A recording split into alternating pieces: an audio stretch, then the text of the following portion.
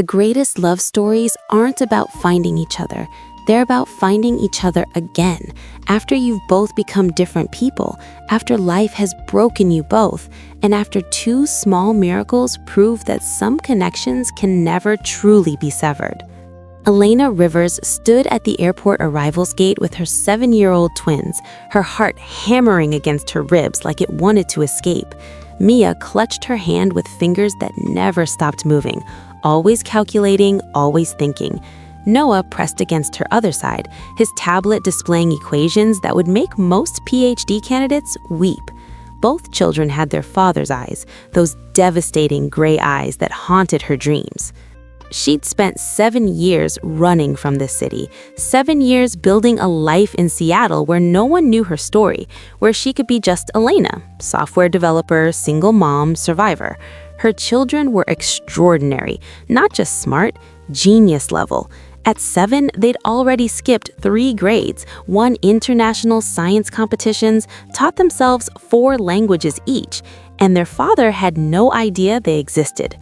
"Mama," Mia whispered, those gray eyes searching her face with unsettling perception. "Why are you scared?" Because 3,000 miles away wasn't far enough, because she just accepted a job offer she couldn't refuse, head of innovation at TechVance, the company she'd helped build before everything fell apart, before the night that changed everything, before she'd left Alexander Kane sleeping in their bed with a note she knew would destroy him, because staying would have destroyed her first.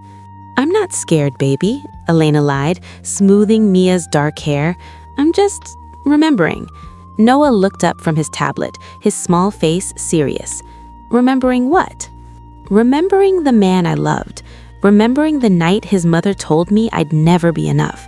Remembering the positive pregnancy test I took alone.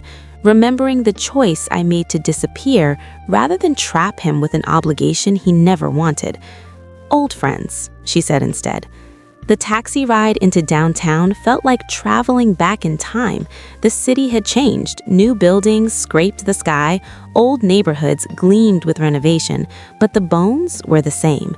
And somewhere in this concrete jungle, Alexander Kane still lived, still breathed, still ruled his empire from that glass tower that dominated the skyline. Did he ever think of her?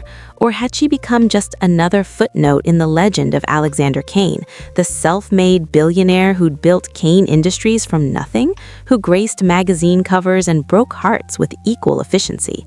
Now, here's my question for you. Have you ever had to return to a place you swore you'd never see again? A place where your past is waiting like a sleeping giant? Drop your thoughts in the comments below. I want to hear your stories. The apartment Elena had rented sight unseen was better than expected, a converted loft in the Pearl District with exposed brick and enormous windows. Mia immediately claimed the corner with the best light for her robotics station. Noah gravitated toward the window seat, already lost in a book on quantum mechanics that he'd probably finish by bedtime. Elena unpacked in mechanical movements, her mind elsewhere. The job started Monday, 3 days to prepare herself, 3 days to build walls high enough that seeing him, if she saw him, wouldn't shatter her completely. "Mama?" Mia appeared at her elbow like a small ghost. "You're doing that thing again." "What thing?" "The thing where you're here but you're not here." Mia's gray eyes, his eyes, narrowed. "You've been doing it since we got on the plane." God, her daughter was too perceptive. Both of them were. Sometimes Elena wondered if their genius came with a special ability to see straight through every defense she'd ever built. "I'm fine, sweetheart, just tired." "Liar," Noah called from the window seat, not looking up from his book. Elena laughed beside herself. "You two are trouble." "We're your trouble," Mia corrected, wrapping thin arms around Elena's waist. "Forever and always, remember?" The phrase was their ritual, born from the early years when it was just the 3 of them against the world, when Elena worked 3 jobs to keep them fed and clothed, when the twins' extraordinary minds started showing themselves and Elena had to fight to get them into programs that wouldn't bore them to tears. She'd done it alone. built this life, raised these miracles, survived. She was strong. She had to remember that. Across the city, Alexander Kane stood in his penthouse office, 50 stories above the streets, and felt absolutely nothing. He'd perfected the art of numbness over 7 years. Work, meetings, acquisitions, boardrooms and profit margins and expansion plans. He was brilliant at it. His company had tripled in value. His influence reached across continents. His name opened every door. And he was empty. His assistant, Marcus, knocked once before entering. "Sir, the quarterly reports." "Leave them." There's also the matter of the TechVance acquisition follow-up. Their new head of innovation starts Monday, and I said leave them. Alexander's voice carried no heat, just the flat, dead tone that made grown men nervous. Marcus hesitated. "Sir, there's one more thing. It's personal." Alexander's hand stilled on his whiskey glass. Nothing was personal anymore. He'd made sure of it. "There's been a sighting. Someone matching Elena Rivers' description was spotted at the airport yesterday, with children." The glass slipped, shattered, amber liquid spreading across mahogany like spilled gold. 7 years. 7 years since he'd woken up to an empty bed and a note that still lived in his wallet, the paper worn soft from being read 10,000 times. "I'm sorry. This is the only way. Please don't look for me. E." He'd looked anyway, hired investigators, called in favors, spent millions. She'd vanished like smoke. No trail, no trace, no forwarding address. Like she'd never existed at all. Except she had existed. She was real, the only real thing in his manufactured world. Elena with her quick mind and quicker laugh, who'd coded beside him in those early startup days, who'd seen past his money to the broken boy underneath, who'd loved him anyway. Until she didn't. Until she left. Children? His voice sounded strange, distant. Twins, a boy and a girl, approximately 7 years old. The math hit him like a freight train. 7 years ago, the last night they'd spent together, wrapped in sheets and promises and the kind of love that felt eternal. He was crying, he remembered. Happy tears, she said, because she'd never imagined being this happy. He'd held her face in his hands and sworn he'd love her forever. 3 days later, she was gone. And if she'd been pregnant? "Find her." The words came out raw. "I don't care what it costs. Find her now." Monday morning arrived with the kind of crisp autumn air that made everything feel like a beginning. Elena dressed carefully. Her best navy blazer, the one that made her look competent and untouchable. She braided her hair tight, applied minimal makeup, and stared at herself in the mirror. "You can do this," she whispered to her reflection. "Mama, we're gonna be late," Noah's voice carried from the kitchen. Right, first day of work and the twins' enrollment interview at the Morrison Academy for Gifted Children. Stay busy, stay focused, don't think about the past. The academy occupied a restored Victorian mansion in the heart of the historic district. Elena's hands were slick with sweat as she guided Mia and Noah through the entrance. The children seemed utterly unfazed. Noah clutched his portfolio of mathematical proofs. Mia carried the prototype robot she'd built from scratch at age 6. "Remember," Elena coached in a whisper, "just be yourselves." "Don't mention that we taught ourselves differential calculus?" Mia's gray eyes sparkled with mischief. "Don't explain quantum entanglement unless they specifically ask?" Noah added innocently. Exactly. The waiting area buzzed with nervous energy. Other parents sat with their children, all of them older than her twins. The Morrison Academy rarely accepted students under 10. "The Kane family has been incredibly generous to our institution," the receptionist was saying to another parent. "Mr. Kane himself is visiting today to see our new robotics lab." Elena's blood turned to ice. No. This city had 8 million people. The chances of Alexander being here at this specific school on this specific day? The Rivers family, a smiling woman in a crisp suit appeared. I'm Dr. Sarah Chen, the Academy Director. We're so excited to meet these extraordinary children. Elena stood on legs that felt like water. The twins' small hands found hers automatically. That simple gesture steadied her. Dr. Chen led them through hallways lined with photos of distinguished alumni, past classrooms where children worked on advanced projects. They entered a bright, spacious room set up like a presentation theater. And he was there, standing near the back, talking with another man.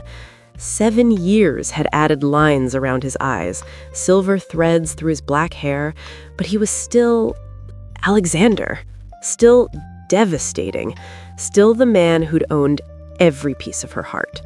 She froze in the doorway. He turned. Their eyes met across 20 feet of polished floor. The world stopped.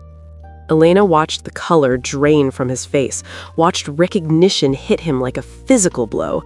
His lips parted, her name forming there, though no sound came. "Mama, are you okay?" Mia tugged her hand. She couldn't breathe. 7 years of preparation, of building walls and armor and strength, and one look from those gray eyes undid everything. "Mrs. Rivers?" Dr. Chen's concerned voice seemed to come from very far away. "Are you all right?" "I'm fine," Elena lied, forcing her legs to move. "Don't look at him, don't look. Just excited for the kids." But Mia and Noah had noticed the man watching them. Of course they had. Her brilliant, observant children missed nothing.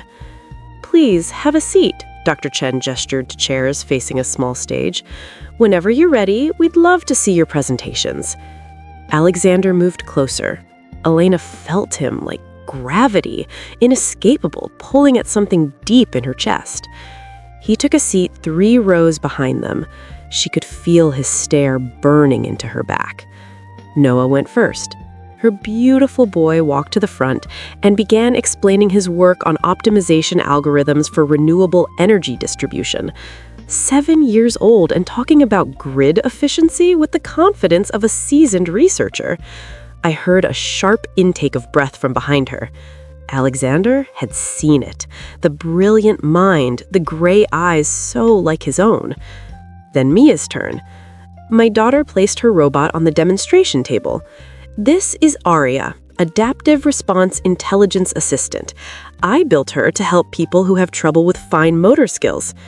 Mia's fingers flew across her tablet. The robot came to life, moving with fluid precision, buttoning a shirt, tying laces, pouring water without spilling a drop. The AI learns from observation and adapts to each user's needs. I got the idea because Mama has carpal tunnel syndrome from coding too much. I wanted to help. Elena's throat tightened. She had no idea. The room erupted in applause. And behind her, I heard something that made her heart crack open. Alexander was crying. Not loud tears, but I knew his breathing, knew the slight hitch that meant he was struggling for control.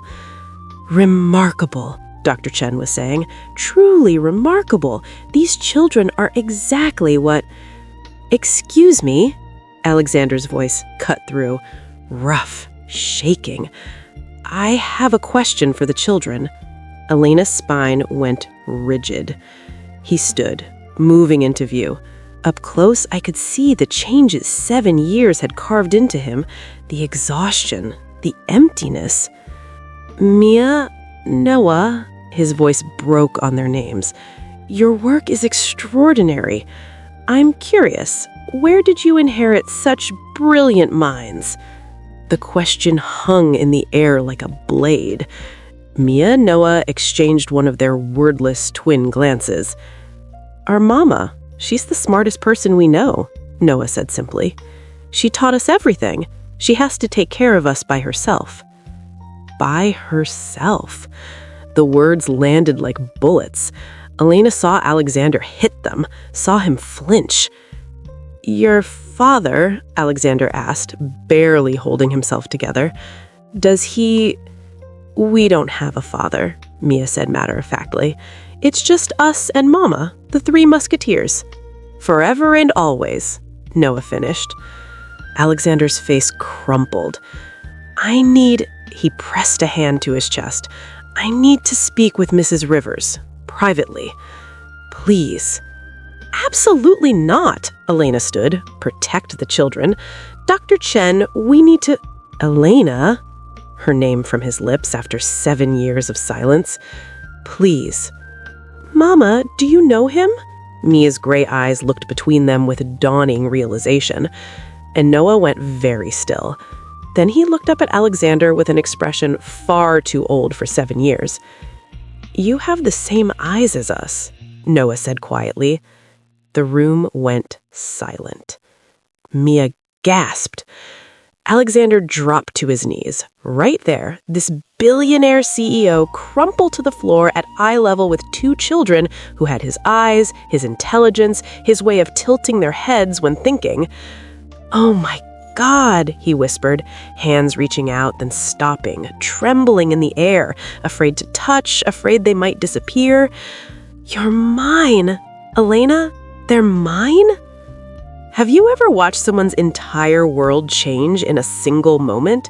Have you ever seen the exact second when someone realizes they've lost 7 years they can never get back? Drop a comment below and let me know. And don't forget to like and subscribe. This story is just getting started. Elena's instinct was to run, grab her children, and disappear again. She'd done it once. She could do it again. But Mia and Noah stood frozen, staring at the man on his knees before them, the man with their eyes. Dr. Chen, Elena's voice came out steady despite the chaos in her chest. Could you give us a moment, please? The director looked between them, reading the tension, the history, the earthquake happening in her presentation room. Of course, take all the time you need. The door clicked shut. Silence pressed down like a weight. Alexander hadn't moved, still on his knees, still staring at the twins like they were miracles he didn't deserve to witness. How old are they? His voice was barely a whisper. 7. When's their birthday? June 14th. She watched him do the math, watched the exact moment he calculated backward to that last night they'd spent together. September. She would have found out in October, left in November. You knew. Not a question, an accusation wrapped in devastation. You knew you were pregnant and you left anyway. Don't. Elena stepped between him and the children. Don't you dare make this about you. I'm not... He stood abruptly, and she saw his hand shaking. I'm not trying to... God, Elena, I looked for you for years. I hired investigators, called in every favor, spent... Millions? She laughed, brittle and sharp. Did you spend millions trying to find the girl who wasn't good enough for your family? His face went white. What? Your mother made it very clear the night before I left. I was a distraction, a phase, a poor little coding girl who didn't understand that men like you don't end up with women like me. That's not... Alexander's voice cracked. Elena, I never said that. I never thought that. But you didn't fight for me either, did you? 7 years of pain poured out. When she said I'd be a liability to your company, when she said I'd hold you back, you didn't tell her she was wrong. Because I didn't know. His shout echoed in the empty room, then softer, broken. She never told me about that conversation. I came home and you were just gone. Mia tugged Elena's sleeve. Mama, why are you crying? Elena hadn't realized she was. She wiped her face quickly. It's okay, baby. Grown-up stuff. Is he really... Noah's gray eyes, Alexander's eyes, searched her face. Is he our father? The question hung there. The truth. The answer that would change everything. Elena looked at Alexander, saw the desperate hope, the fear. The man who'd lost 7 years and was begging silently for whatever scraps she'd give him. Yes, she whispered. He's your father. Mia's hand found Noah's. The twins stood together, processing, their brilliant minds working through implications. "Why didn't you tell us?" Mia asked, and there was no accusation, just curiosity. "Because I was scared. Because I thought it was better this way." Better for who? Noah's conception cut straight through. Before Elena could answer, Alexander spoke. "For you. She thought it was better for you." His eyes never left the twins. "Your mother is the strongest person I've ever known, and the kindest. She was protecting you." "From you?" Mia tilted her head, his gesture. "From my world, my family, my mistakes. From a man who didn't know how to put love before ambition, who let the most important person in his life walk away because he was too blind to see what his mother was doing." He crouched down again, meeting the twins at eye level. "I know I have no right to ask anything. I know I've missed 7 years. First words, first steps, first everything. Your mama gave you life, raised you, made you into these extraordinary people. I gave you nothing but DNA." His hands trembled as he reached out, then dropped back to his sides. "But if you'll let me, if your mother will let me, I'd like to try. Not to replace those years, I can't, but to be here for the ones coming, to know you, to be your father, if you'll have me." Mia looked at Noah. Noah looked at Mia. Then Mia stepped forward and did something that shattered Elena completely. She wrapped her small arms around Alexander's neck. "You have the same eyes as us," Mia whispered. "I always wondered why." Alexander's sob was muffled against his daughter's shoulder. His arms came up slowly, carefully, like she was made of glass. Noah hesitated, then joined them. 2 small bodies pressed against their father for the first time. Elena watched her children, her fierce, independent, brilliant children, embrace the man she'd spent 7 years running from, and she didn't know whether to be terrified or relieved. Over the next 3 weeks, Alexander appeared everywhere, not intrusively, not demanding, just there.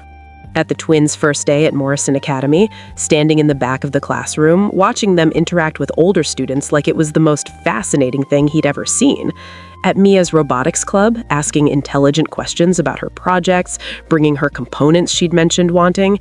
At Noah's chess tournament, sitting beside Elena in silence, their shoulders almost touching, both of them holding their breath as their son executed a brilliant endgame.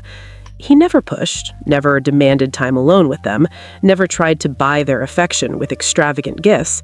Instead, he brought Noah a first edition book on number theory because he'd mentioned liking mathematics. He spent 2 hours helping Mia debug code without once making her feel inferior. He learned their favorite foods, their fears, their dreams, and he looked at them like they hung the moon. Elena watched it all with her heart in her throat, watched her children fall a little in love with their father, watched Alexander transform from the empty shell she'd seen in that presentation room into something alive. But she also saw the moments it cost him, the birthdays he'd missed, the milestones he'd never witnessed, the weight of 7 years pressing down. One evening, she found him sitting outside the twins' bedroom, just listening to them talk before sleep. "You can go in," she said softly. He looked up and his eyes were red. "Can I? They're your children too." "Are they?" The question was raw. "I didn't raise them, Elena. I didn't earn them. I'm just the man who loves them," she finished. "I see it. Every time you look at them, every careful word, every gentle gesture. You love them so much it's breaking you." "I love you." The confession escaped like it had been clawing at his chest. "I never stopped, not for one single day in 7 years." Elena's breath caught. "I know I don't deserve another chance. I know I failed you. But Elena, I swear, I'm not that man anymore. The one who was too afraid to stand up to his mother, too focused on business to protect what mattered. I've spent 7 years becoming someone worthy of you. Elena, just think about it, please. Not for me, for them. They deserve a father. And you," his voice dropped to something broken and beautiful, "you deserve not to carry this weight alone anymore." Before Elena could respond, her phone buzzed. An unknown number, then another, and another. The texts all said the same thing. Alexander Kane's secret family revealed, illegitimate children with former employee, story breaking tomorrow. Their eyes met. "No," Alexander breathed. "No, this can't." But it was already happening. The story broke at dawn. Elena woke to her phone exploding with notifications, news sites, social media, tabloids, every single one screaming the same headlines. Billionaire CEO's secret love child scandal. Kane Industries heir hid twin children for 7 years. Who is the mystery woman who disappeared with Alexander Kane's babies? Her hands shook as she scrolled through photos, paparazzi shots of her and the twins leaving the academy, Alexander kneeling before them in that presentation room. Someone had leaked everything. The twins were still asleep. Thank God they were still asleep. Her phone rang. Alexander.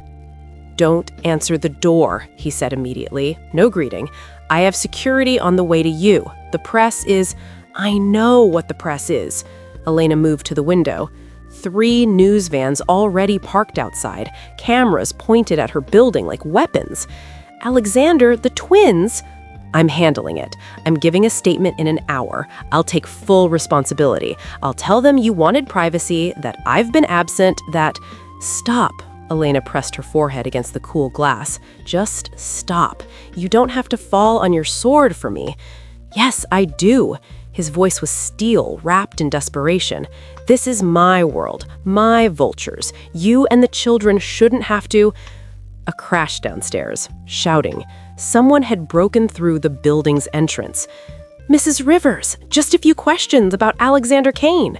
Did he abandon you and the children? How much money did he offer you to stay silent?" The twins pressed against Elena, trembling. She wrapped her arms around them, her body a shield. "I've got you," she whispered fiercely. "I've always got you, forever and always." "Forever and always," they whispered back. Then sirens, shouting, the reporters being forcibly removed, and Alexander's voice cutting through the chaos like a blade. "Where are they?" The door burst open.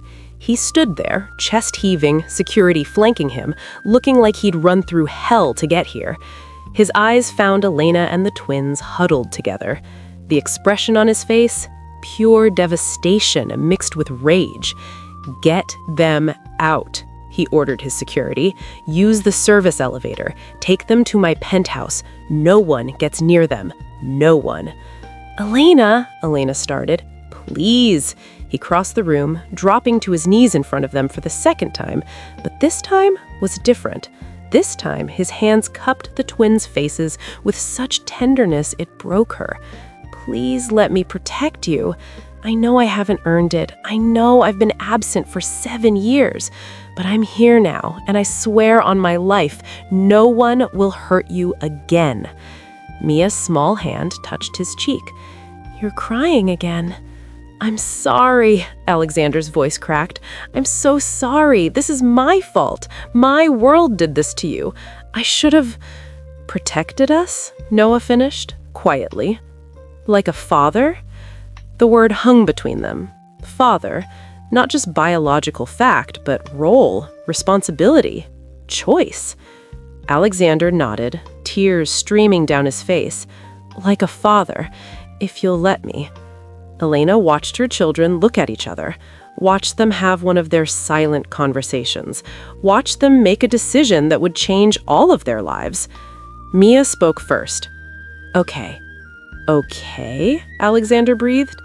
"You can be our father," Noah clarified, "but that means you have to protect Mama too, not just us, all of us." "The 3 musketeers," Mia added firmly. Alexander's eyes lifted to Elena. In them, she saw 7 years of grief, 7 years of searching, 7 years of becoming a man who could stand here and mean what he was about to say. "I'd like to make it 4, he whispered, "if she'll have me." More pounding at the door, more shouting. The building security was losing control. We need to leave now. Elena made the choice for her children, for herself, for the man on his knees offering everything he had. Take us somewhere safe. Alexander stood, scooping Noah into one arm, Mia into the other, like he'd been doing this their whole lives, like he'd been waiting 7 years for the chance. I know just the place, he said. The penthouse was silent, 50 stories above the chaos, above the cameras and questions and judgment. Floor-to-ceiling windows overlooked the city lights. The twins had fallen asleep on the massive sectional, exhausted from adrenaline. Elena covered them with a blanket, smoothing their hair. Alexander stood at the window, silhouetted against the night. "My board is threatening to remove me," he said quietly. "The scandal, the moral implications of having secret children. They want me to issue a statement distancing myself from you, from Mia and Noah." Elena's jump dropped. "And..." He turned. In the dim light, his face was carved from stone and sorrow. "I told them they could have my resignation effective immediately." "What?" "Kane Industries, the company I built from nothing, the empire I sold my soul for." His voice was eerily calm. "I chose them over you once. I'm not making that mistake again." "Elena, you can't just..." "I already did." He crossed to her, and the rawness in his expression stole her breath. "Do you know what I realized, sitting in that boardroom, listening to them dissect my life? That none of it matters. The money, the power, the prestige, it's all empty. It's always been empty." His hands framed her face the way they used to, the way she'd dreamed about for 7 years. "You and Mia and Noah are real. You're the only real thing I've ever had, and I'll burn my entire empire to the ground before I lose you again." "You're being dramatic," Elena whispered, but tears were streaming down her face. "I'm being honest." His thumb caught her tears. "I love you, Elena Rivers. I loved you 7 years ago. I love you now. I'll love you 70 decades from now if you'll let me live that long beside you." "Elena..." "I can't undo the past. I can't give back those 7 years, but I can give you every single day from here forward. I can be the father our children deserve, the partner you deserve, the man who chooses you. Always you, over everything else." Elena looked at her sleeping children, looked at the man who had given them life, but not love, not yet, until now. "This won't be easy," she said. "I know. Your family will fight us. Let them. The press will be vicious. I don't care." His forehead pressed against hers. "Elena, I have spent 7 years in hell. Nothing they do can be worse than living without you." She closed her eyes, felt his breath, his heartbeat, the steady, solid presence of him. "The twins need stability," she whispered. "I'll give it to them. They need a father who shows up. I'm not going anywhere, ever again. And her voice broke, "I need to know you mean it, that this isn't just guilt or obligation or..." He kissed her. 7 years of longing in one desperate press of lips. 7 years of grief and love and impossible hope. When he pulled back, they were both shaking. "Does that feel like obligation?" he whispered against her mouth. "Elena..." "Marry me." Elena's heart stopped. Not because of the scandal, not because of the children, not because my board wants a respectable solution. His gray eyes burned into hers. "Marry me because I love you, because I choose you, because I want to spend the rest of my life proving that you were always, always enough." From the couch, a small voice. "Say yes, Mama." They turned. Mia and Noah were awake, watching with identical gray-eyed gazes. "He's trying really hard," Noah observed. "And he has the same eyes as us," Mia added. "That's important. Plus," Noah continued seriously, "we already asked him if he knows differential calculus, and he does, so he can help with homework. Despite everything, the chaos, the fear, the impossible choice, Alina laughed. Alexander looked at her with such hope it broke her. "Yes," Alina whispered. 6 months later. Elena woke to sunlight streaming through windows and the sound of muffled laughter from downstairs. She stretched, reaching for the other side of the bed. Empty, of course. Alexander had been up since dawn, making breakfast for his family. His family. She padded downstairs in bare feet, following the scent of pancakes and Noah's voice explaining quantum mechanics. The kitchen was chaos in the best possible way. Alexander stood at the stove, flour dusting his gray t-shirt, flipping pancakes with intense focus. Mia sat on the counter beside him. Noah was at the table with his tablet. "See, if you apply the Schrödinger equation here..." "Dad, are you listening?" "I'm listening," Alexander promised, glancing at the tablet while preventing a pancake from burning. "The wave function collapses upon observation." "Exactly," Noah beamed. Dad. They'd started calling him that 3 months ago, and every single time, Elena watched Alexander's eyes get suspiciously bright. "Mama!" Mia spotted her. "Dad's making your favorite, blueberry pancakes with the crispy edges." Alexander abandoned the stove long enough to kiss her properly. "Good morning, Mrs. Kane." "Not Kane yet," she corrected, smiling. 2 more weeks. They'd decided on a small wedding, immediate family only. The twins would be best man and maid of honor. No spectacle, just him, their children, and the promise of forever. Alexander's mother had not taken it well, but Alexander had stood firm. No more choosing business over family. The board had eventually reinstated him after the public surprisingly embraced the story. Turns out, people liked a billionaire CEO choosing love over empire, but Alexander barely noticed. These days, he left the office at 5, attended every school event, helped with homework, built robots with Mia, played chess with Noah. He'd become the father Elena had always hoped he could be. They sat together around the table. The twins chattered about their science fair project. Alexander listened with genuine interest, asking questions that showed he actually understood their genius-level work. Elena watched them, her family, complete at last. "Mama, you're doing the thing again," Mia observed. "What thing?" "The smiley crier thing," Noah clarified. "I'm just happy," Elena's voice caught. Alexander's hand found hers under the table, squeezed once. "I know, me too." The evening before the wedding, Elena sat in their bedroom looking at the dress hanging on the closet door.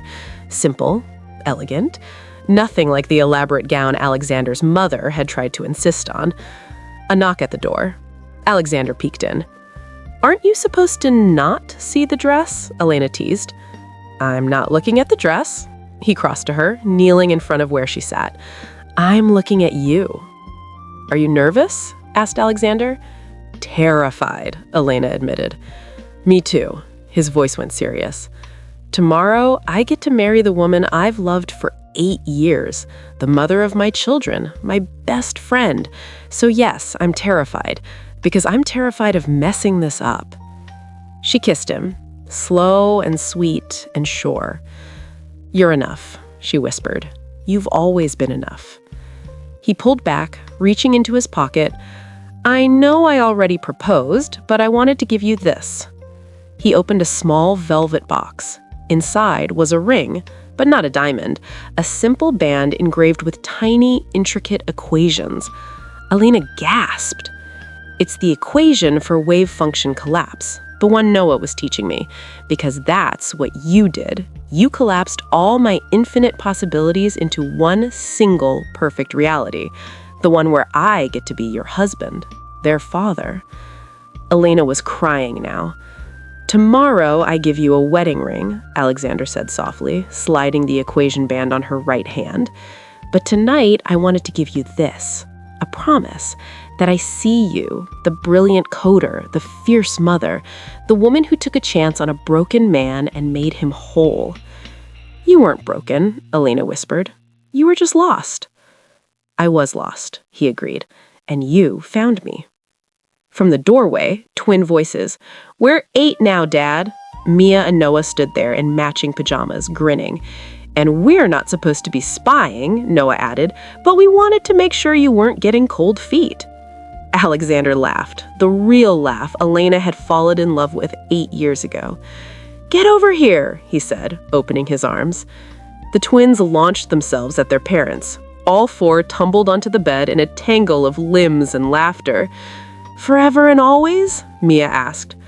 Elena looked at Alexander, at their children, at the family they'd built from broken pieces and second chances. "Forever and always," she promised. "Forever and always," they echoed. And for the first time in 8 years, Elena felt completely, impossibly, perfectly whole. So here's my final question for you. What would you risk for a second chance at the love you thought you'd lost forever? Drop your thoughts in the comments. I read every single one. And if this story touched your heart, hit that like button and subscribe, because we've got more emotional journeys coming your way. Remember, it's never too late to become the person someone needed you to be. It's never too late to choose love, and it's never too late to come home. Thanks for listening, and I'll see you in the next story.